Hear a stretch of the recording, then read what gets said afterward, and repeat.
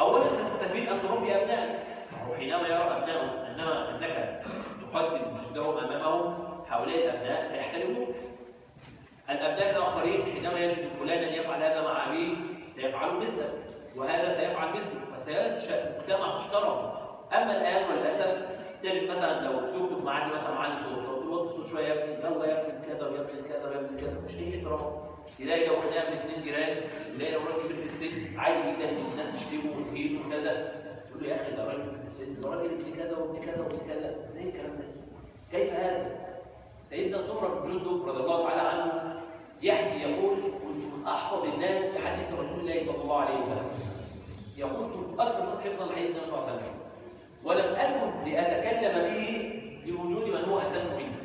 يعني رغم انني احفظ حديث النبي صلى الله عليه وسلم، لم اكن في اي مجلس اتكلم فيه لان في هذا المجلس من هم اكبر مني سنا، كنت احتراما له اقدمه في الكلام رغم انني احفظه واعلمه واقول لا هذا اكبر وهذا يستحق.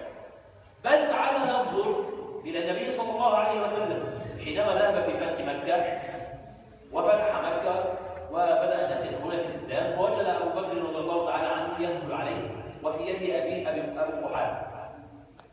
فجاء ابو قحافه الى النبي صلى الله عليه وسلم يسلم ويبايعه، فقام له النبي صلى الله عليه وسلم وقال لابي بكر: قال يا ابا بكر هل تركت الشيخ في بيتي حتى اتيه انا؟ انظر الى اخلاق النبي صلى الله عليه وسلم، يقول لابو بكر: لا، وانت قدرت تكرمه وتسيبه في البيت، وانا كنت اروح للحد عنه واقول له انت عايز ايه؟ امرني عن الحد. وهذا من؟ هذا رسول الله صلى الله عليه وسلم. فانت من انت؟ لماذا تتكبر؟ مهما قلت بالتاكيد ان جده ليس يعني انسان كافر كما كان ابو قحافه كافر، وبالتاكيد انت لست افضل من النبي صلى الله عليه وسلم. فهذا مثال تراه انت.